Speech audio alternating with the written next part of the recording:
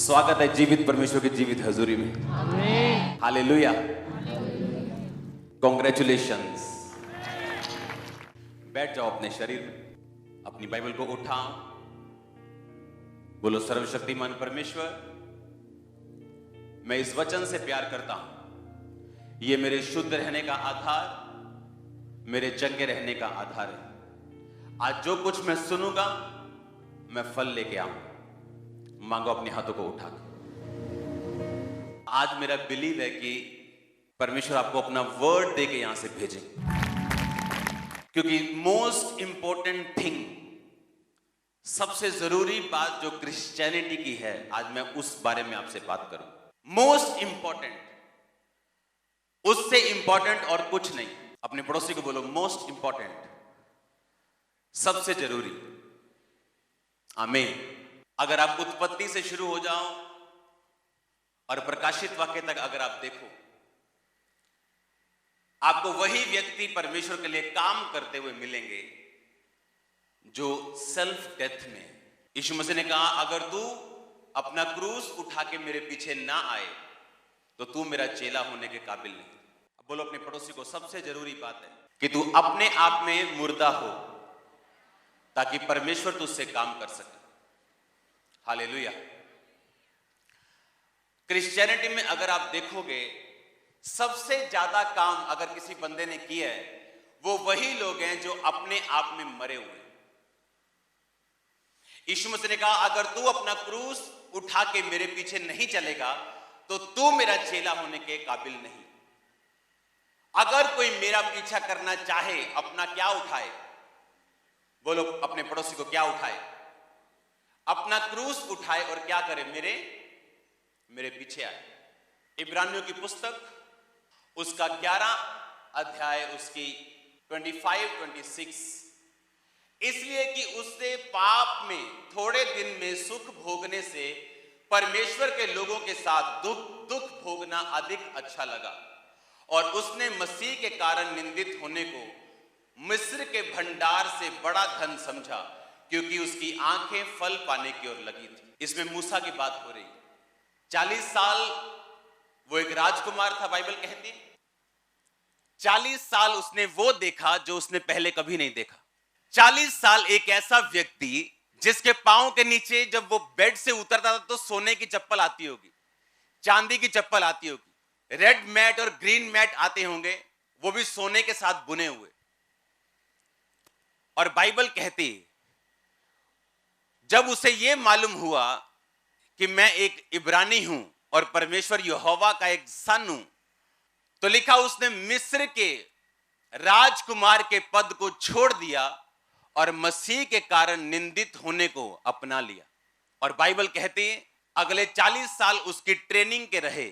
जब वो 40 साल मिधान देश में परदेसी होकर रहा, और उसके अगले 40 साल उसके राज्य में रहे, जो परमेश्वर के नाम में उसने लोगों को छुड़ाया। सबसे पहले मूसा ने फैसला किया कि नहीं, मसीह के कारण मैं निंदित होना प्रेफर करूंगा अपना जीवन दुखों में निकालने से। और बाइबल कहती है उसने फैसला किया कि वो परमेश्वर के लिए खड़ा होगा।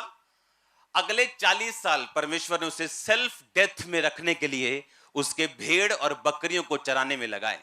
आपका बेस्ट पैदा होगा जब आप क्रूस उठा के सेल्फ डेथ में चले जाएंगे। और कैसे होगी ये सेल्फ डेथ? अपने आप में मरना, अपना क्रूस उठाना, ये आसान नहीं। परमेश्वर आपको निकालेगा अलग अलग चीजों से, दुखों से, निराशाओं से, बीमारियों से, कलेशों से, धोखे से। अगर आप सेल्फ डेथ देखना चाहते हैं तो यीशु मसीह ने कहा, अगर तू अपना क्रूस ना उठाए तो तू मेरे काबिल ही नहीं। और क्रूस उठाने का मतलब यह है अपने आप में मरना। प्रतिदिन अगर तू मेरा क्रूस ना उठाए तो तू मेरे काबिल नहीं। इसका मतलब अपने आप में मरना। अगर तू अपने आप में मरा नहीं तो मेरे काबिल नहीं। अब मैं आपको बताता हूं इसका मतलब क्या है। सेल्फ डेथ ये वो पोजीशन है जब एक विश्वासी इस पोजीशन पे पहुंचता है, जिस तरह मूसा पहुंचा और उसने पैसों की परवाह नहीं की, वचन की परवाह की।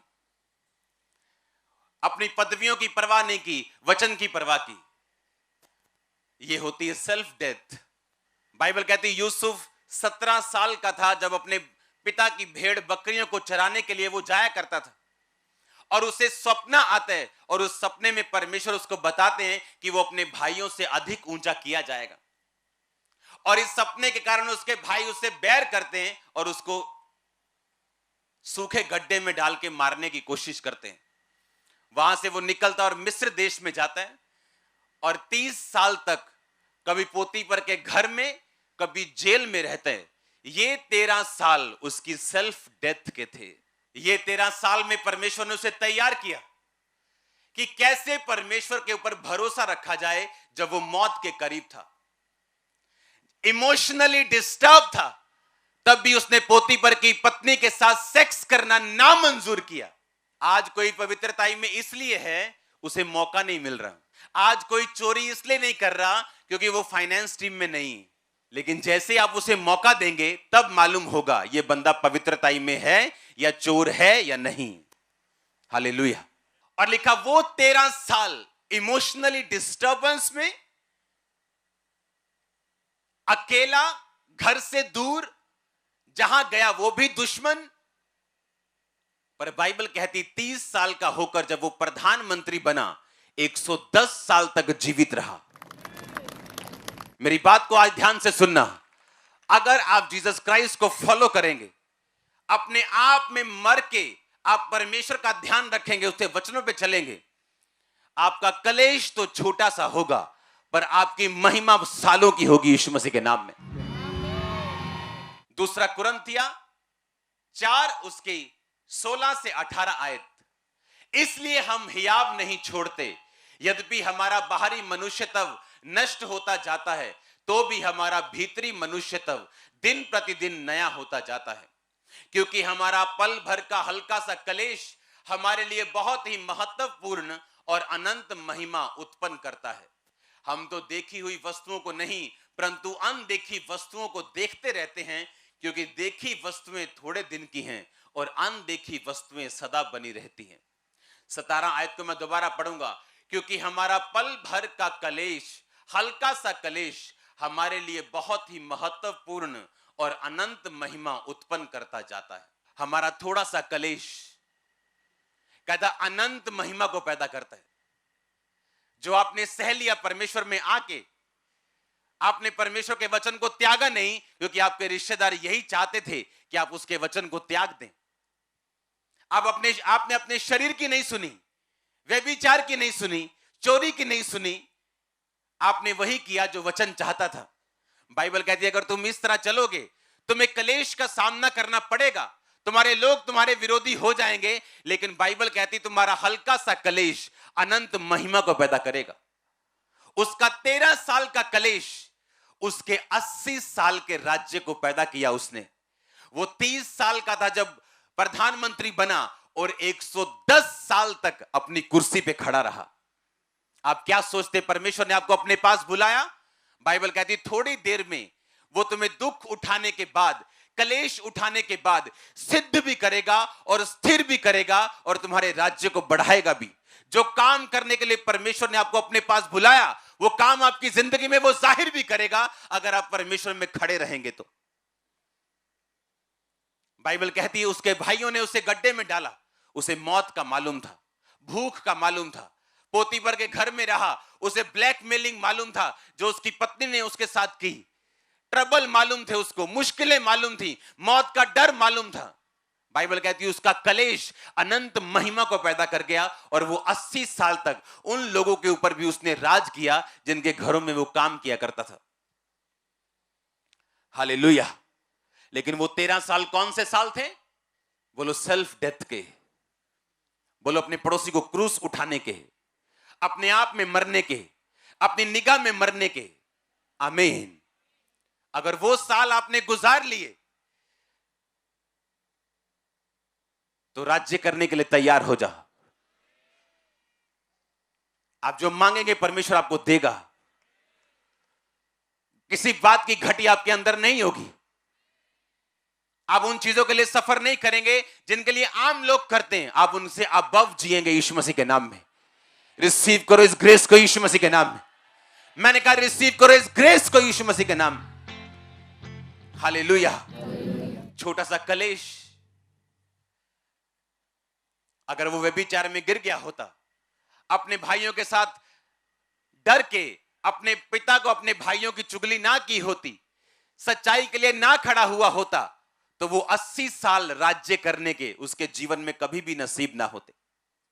मैंने ऐसे लोग देखे अपनी लाइफ में, अपनी पर्सनल लाइफ में, अपने रिश्तेदारी में, जो मसीह में इसलिए नहीं आते, उनको मालूम है यीशु मसीह जीवित परमेश्वर है, सिर्फ इसलिए नहीं आते कि जैसे वो मसीह में आते हैं उनके घर में कलेश शुरू होते हैं। सिर्फ कलेश के डर के मारे वो मसीह में नहीं आते, लेकिन उन्हें यह मालूम नहीं कि सारी उम्र पोती पर के घर में नौकरी करने से यह अच्छा है कि आप सच्चाई के लिए खड़े हो जाएं और 80 साल राज्य करें। अब आपने देख लो, आपने पाप का गुलाम बनना है, क्योंकि अगर शैतान ने आपको चोरी करने के लिए बोला और आपने की, बाइबल कहती है आप चोरी के गुलाम हैं, व्यभिचार के गुलाम हैं, आप जेलसी के गुलाम हैं, माफ ना करने के गुलाम हैं। और बाइबल कहती जब तक आप गुलाम रहेंगे आप राज्य नहीं कर सकते। लिखा जो जिससे हार जाता है उसका दास बन जाता है। आप हार गए व्यभिचार से, वो आप पे हावी हो गया। आप हार गए चोरी से, वो आप पे हावी हो गई। आप हार गए पाप से, वो आप पे हावी हो गया। बाइबल कहती आप उसके दास बन गए, और अगर आप पाप के दास हैं आप परमेश्वर के लिए राज्य नहीं कर सकते। जो मोस्ट इंपॉर्टेंट थिंग मैंने क्रिश्चियनिटी में देखी है, जो लोग कामयाब हुए, कामयाब रहे और लाइफ के लास्ट साल तक कामयाब रहे, वो वही लोग हैं जो अपने आप में मर चुके हैं। अगर आप अपने आप में मर चुके हैं, आपको किसी बात की चिंता नहीं होनी चाहिए। कोई आपको आपकी बेइज्जती करे, आप तो मर चुके हैं। कोई आपकी प्रशंसा करे, आप तो मर चुके हैं। कोई आपसे वैर रखे, आप तो मर चुके हैं। एक मरा हुआ बंदा वैर कैसे रखे? अगर आप मर चुके हैं अपने आप में, आप राज्य करने वाले हो बहुत जल्दी। फिर आप देखेंगे जो चीजें आप चाहते हो आपके घर में हो, आपके बच्चे आपके हिसाब से करें, वो होनी शुरू होंगी। आपकी फैमिली आपके हिसाब से करे, वो होनी शुरू होंगी। क्योंकि अगर आप परमेश्वर के साथ खड़े रहेंगे, वो आपको राज्य करने के लिए देगा। आप अपनी लाइफ में, अपने एरिया में, अपने बिजनेस में, अपनी फैमिली में आप किंग होंगे, आप क्वीन होंगे यीशु मसीह के नाम में। आप मेरी बात समझ रहे कि नहीं? जो चीजें परमेश्वर ने आपको देनी है वो इस चीज के साथ जुड़ी हुई। सेल्फ डेथ, बोलो पड़ोसी को, अपने आप के लिए मरना और मसीह के लिए जीना। हालेलुया। इसलिए जब हम बपतिस्मा लेते हैं, हम क्या करते हैं? हम पानी में गाड़े जाते हैं। मतलब हम क्या हो गए? मर गए। वो पानी नहीं होता, वो कब्र होती। पानी में डुबकी मारने का मतलब क्या? मसीह में गाड़े गए, जिस तरह यीशु मसीह गाड़ा गया। और उठने का मतलब जी उठना, जिस तरह यीशु मसीह जी उठा। वो कहता अब तुम मसीह के लिए जी उठे हो, बाकी जीवन अपने शरीर के अनुसार नहीं, मसीह के अनुसार चलाना। हालेलुया। तो क्या व्यभिचार मसीह के अनुसार है? जेलसी मसीह के अनुसार है? क्या चोरी मसीह के अनुसार है? बोलो। अगर हम मसीह के अनुसार जिएंगे नहीं, तो उसके अनुसार हम राज्य भी नहीं करेंगे। मोस्ट इंपॉर्टेंट चीज जो मैंने क्रिश्चियनिटी में देखी, अपने पास्टर दोस्तों में देखी है, जिन्होंने अपने एरिया को चेंज कर दिया, राज्य किया, सेल्फ डेथ। आपको चर्च में काम करने के लिए सेल्फ डेथ की जरूरत है। आपको प्रचार करने के लिए सेल्फ डेथ की जरूरत है। अच्छा विश्वासी बनने के लिए सेल्फ डेथ की जरूरत है। अपने आप के लिए मरना और मसीह के लिए जीना। यह शरीर आपका नहीं, किसका है? अगर यह बीमार हो तो किसकी जिम्मेवारी होगी? परमेश्वर की। अगर हम इस तरह से चलेंगे और हीलिंग को कमांड करेंगे, वो भी होगी। डिलीवरेंस को कमांड करेंगे, वो होगी। हम जो मांगेंगे हमें मिलेगा। हालेलुया। अपने पड़ोसी को बोलो सेल्फ डेथ, ऊंची आवाज में बोलो, अपने आप के लिए मरना। इसलिए प्रभु यीशु मसीह ने क्या कहा? उसने कहा अगर तू मेरा अपना क्रूस उठा के मेरे पीछे ना चले तो तू मेरे योग्य नहीं। प्रतिदिन अपना क्रूस उठा के अगर तू मेरे पीछे ना चले तो तू मेरे योग्य नहीं। एवरी डे उसने कहा अपने आप के लिए तू मर चुका है। जो सेल्फ डेथ में नहीं जीते वो पैसा नहीं बो सकते, उनको वो प्यारा लगता है। जो सेल्फ डेथ में नहीं जीते वो सेवा नहीं कर सकते, काम नहीं कर सकते, प्रचार नहीं कर सकते। हालेलुया। मोस्ट इंपॉर्टेंट चीज जो मैंने क्रिश्चियनिटी में देखी है वो है, अगर आप सेल्फ डेथ में जी रहे हैं तो, अगर आप अपने आप में मर चुके हैं तो, किन्होंने राज्य किया है परमेश्वर में, जो अपने आप के लिए मर चुके हैं। Daniel, Shadrach, Meshach, Abednego self death में जी रहे थे। कैसे? क्योंकि उन्हें खोजा, उन्हें किन्नर बना दिया गया था। उन्हें मालूम था उनकी शादी नहीं होगी, वो सिर्फ परमेश्वर के लिए जी रहे थे। सुबह प्रार्थना, दोपहर प्रार्थना, रात प्रार्थना। मूसा वो शादीशुदा था, लेकिन बाइबल कहती सेल्फ डेथ में था। यह सबूत इस बात का यह है कि उसने मिस्र की गद्दी को छोड़ के आम लोगों के साथ वो हो गया, क्योंकि वो सेल्फ डेथ में था। कोई पैसा नहीं छोड़ेगा अगर वो अपने आप में मरा हुआ नहीं। विरोध करना नहीं छोड़ सकता अगर अब मरा हुआ नहीं। जरूर बदला लेगा अगर वो मरा हुआ नहीं है तो, लेकिन अगर मरा हुआ है अपने लिए, वो बदला नहीं लेगा। क्या लाश बदला लेती है कभी? लाश बदला लेती है कभी? लिखा अपने आप को मरा हुआ समझो और मसीह में जीवित समझो। हालेलुया। लाश बदला नहीं लेती। लाश प्रशंसा करने पे हंसती नहीं, ना तो बुरा मानती। परमेश्वर ने कहा तुम मसीह में जब बपतिस्मा लेते हो, तुम अपने आप के लिए मर गए और मसीह के लिए जी उठे। अगर इस तरह से जीवन जियोगे, इस आकाश के नीचे का कोई भी शैतान आपको डिस्टर्ब नहीं कर पाएगा। अगर इस तरह से आप लाइफ जियोगे तो परमेश्वर वो कर पाएगा जिसको करने के लिए उसने आपको अपने पास बुलाया। उसकी योजना अलग थी यूसुफ के लिए, मूसा के लिए अलग थी, दानियल के लिए अलग थी, पतरस के लिए अलग थी, पौलुस के लिए अलग थी, और आप सबके लिए अलग है, और सबके लिए बड़ी है। और सब आप एक एक जन मोस्ट इंपॉर्टेंट वीआईपी पर्सन हो परमेश्वर के सामने। सिर्फ प्रचारक ही नहीं, आप सब लोग, एवरीबॉडी। लेकिन प्रचारक डिफरेंट क्यों रहता है? क्योंकि वो कॉल्ड है इस काम को करने के लिए, और वो परमेश्वर को वो समझता है जो वो आपको समझा रहे हैं। अगर आपने अपनी लाइफ में जो परमेश्वर ने आपके लिए सोचा, अगर आपने वो कर दिया और आप ओवरकम कर गए शैतान के ऊपर, पाप के ऊपर, सेल्फ डेथ में अगर चले गए, तो आपको सचमुच नजर आएगा किस ग्रेट पर्पस के लिए परमेश्वर ने आपको अपने पास बुलाया। आप धीरे धीरे उसमें शामिल होते जाएंगे। आपके बच्चे इन्वॉल्व होंगे, आपके लोग इन्वॉल्व होंगे, सब कुछ एक जगह इकट्ठा होके परमेश्वर के लिए काम करना शुरू कर देगा जब आप इस रीति के साथ चलेंगे तो। हालेलुया। हर एक लाइफ में परमेश्वर की योजना अलग है। हर एक लाइफ के लिए, आपके लिए अलग योजना है परमेश्वर की, लेकिन रिजल्ट एक ही है जो ग्लोरियस है, महिमा से भरा हुआ है, गवाहियों से भरा हुआ है, जीत से भरा हुआ है। हालेलुया। वो 13 साल की शर्मिंदगी थी और 80 साल का घमंड और राज्य था। क्या लेना चाहते हो? उन 13 सालों में परमेश्वर के साथ समझौता करके अपने 110 साल उसी नौकर की तरह जीना चाहते हो, या उन 13 सालों में सच के लिए खड़े होके 80 साल राज करना चाहते हो? ये आप पे निर्भर करते हैं। अगर आप शरीर के नौकर हैं, पाप के नौकर हैं, गंदी आदतों के नौकर हैं, तो आप परमेश्वर के लिए राज्य नहीं कर सकते। हालेलुया। तैयार हैं आप राज्य करने के लिए? यस नहीं सुना मेरे को? तैयार है आप राज्य करने के लिए? आपको बेस्ट परमेश्वर देने जा रहे हैं। बेस्ट प्लेसेस में आपकी लाइफ में देख रहा हूं, बेस्ट देशों को आपकी लाइफ में देख रहा हूं। आप तैयार है क्या? सुना नहीं मैंने कहा? आप तैयार है क्या?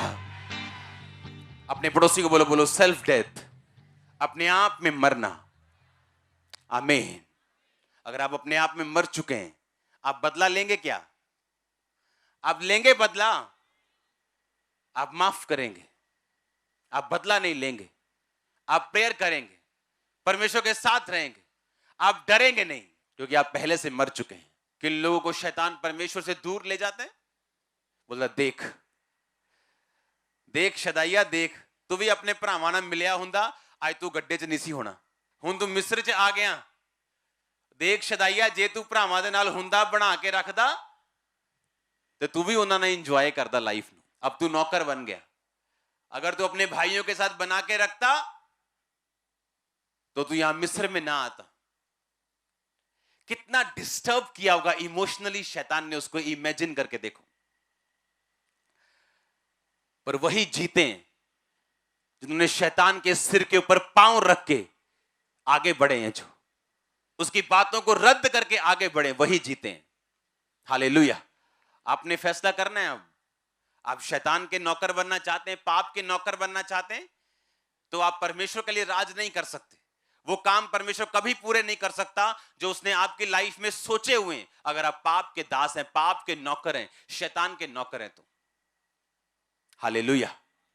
आपको एक साइड चुननी पड़ेगी। एक साइड आपको हमेशा परमेश्वर की ओर लेके जाने की कोशिश करेगी, और एक तरफ शैतान आपको हमेशा शरीर की बात सुनने के लिए मजबूर करे, और वो फैसला निर्धारित करेगा आप अपनी लाइफ में कहां तक जाएंगे। हालेलुया। जो शांति, जो आनंद आप फील कर रहे होंगे, मैंने कभी महसूस नहीं किया ऐसा अपनी लाइफ। आप जीवित और यहां बैठे हैं, हाँ, और वचनों को अपनी आंखों से आपने कंप्लीट होता देखा कि वो तुझे बहेलिए के जाल से और महामारी से बचाएगा। आमीन। वो तुझे अपने पंखों की आड़ में ले लेगा और तू उसके पैरों के नीचे शरण पाएगा। उसकी सच्चाई तेरे लिए ढाल और झिलम ठहरेगी। तू ना रात के भय से डरेगा, ना उस तीर से जो दिन को उड़ता है, ना उस मरी से जो अंधेरे में फैलती, ना उस महारोग से जो दिन दोपहरी में उजाड़ता है। तेरे निकट 1000 तेरी दाहिनी और 10,000 गिरेंगे, परंतु वह तेरे पास ना आएगा। हालेलुया। परंतु तू अपनी आंखों से दृष्टि करेगा और दुष्टों के अंत को देखेगा। हालेलुया। पूरा होते देखा हमने वचन को। महामारी ना आती कभी देखते ना हम, हाँ, ये पौलुस के टाइम में आई, प्रेरितों के टाइम में आई। अकाल पड़े ताकि परमेश्वर अपने वचन को आपको दिखाए। प्रार्थना आपको हेल्प करती सेल्फ डेथ में जीने के लिए। फास्टिंग आपकी सहायता करती अपने आप में मरने के लिए। बाइबल रीडिंग से आप परमेश्वर की उपस्थिति को महसूस करते हो, जीवन को महसूस करते हो। लोग बोलते किस प्रकार हम व्यभिचार से बचे रहें, किस प्रकार हम पाप से बचे रहें। बाइबल कहती है उसके वचन को अपने दिल में रखने से और सावधान रहने से हम पाप से बच सकते हैं। उन लोगों के रिजल्ट देख के जिन्होंने पाप किया और उन्हें क्या हासिल हुआ, हम पाप से बच सकते हैं।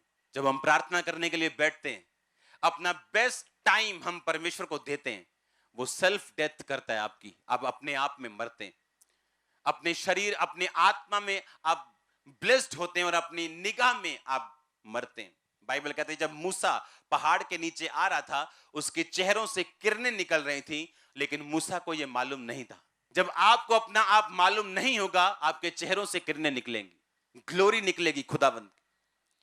आप प्रेयर में बैठेंगे, अपना टाइम देंगे, जब आपका बेस्ट सीरियल लगा हो रहा, जब आपको किसी दोस्त की याद आ रही, सब काम याद आ जाएंगे जब आप प्रार्थना में बैठेंगे, क्योंकि शैतान जानते हैं जैसे आप प्रेयर में बैठेंगे आप सेल्फ डेथ में एंटर करेंगे।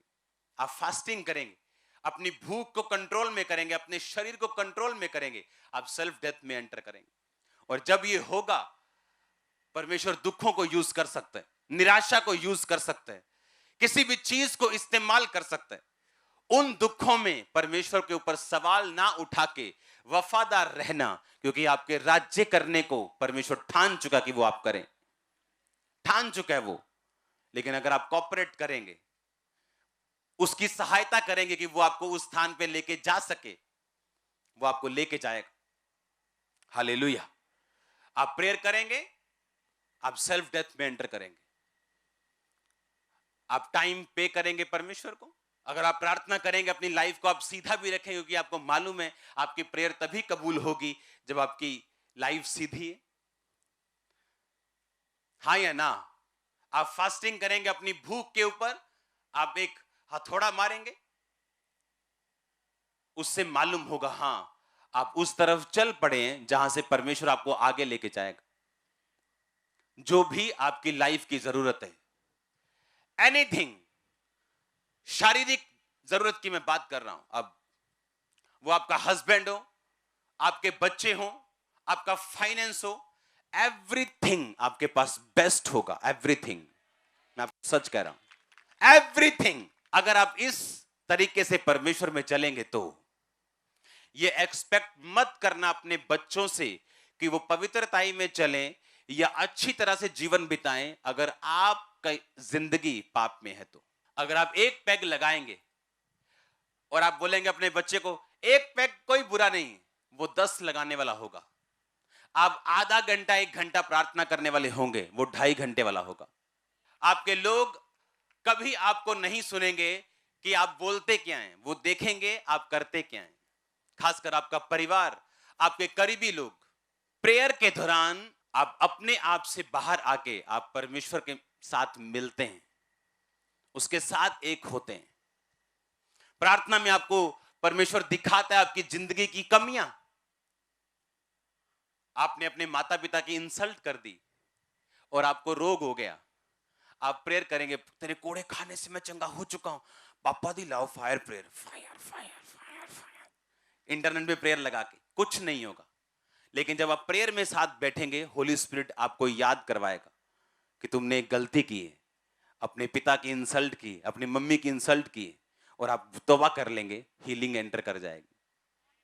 लेकिन होगा कब? प्रेयर में।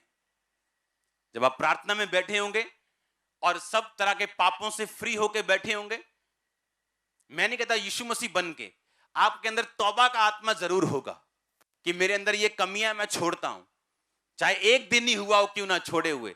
आप प्रार्थना में बैठेंगे, होली स्पिरिट आपको याद करवाएगा आपने क्या करना है, वो धीरे धीरे आपको बताएगा आपको क्या करना है अपने परिवार के लिए, अपने फाइनेंस के लिए, कहां कमी है, कैसे छोड़ना है, कैसे आगे बढ़ना है। आप प्रेयर में बैठेंगे, सेल्फ डेथ में एंटर करेंगे। आप फास्टिंग में जाएंगे, सेल्फ डेथ में एंटर करेंगे।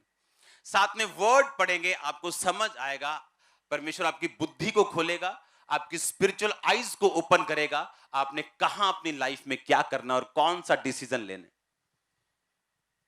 एक डिसीजन लाइफ चेंज करता है बंदे की, 10 नहीं।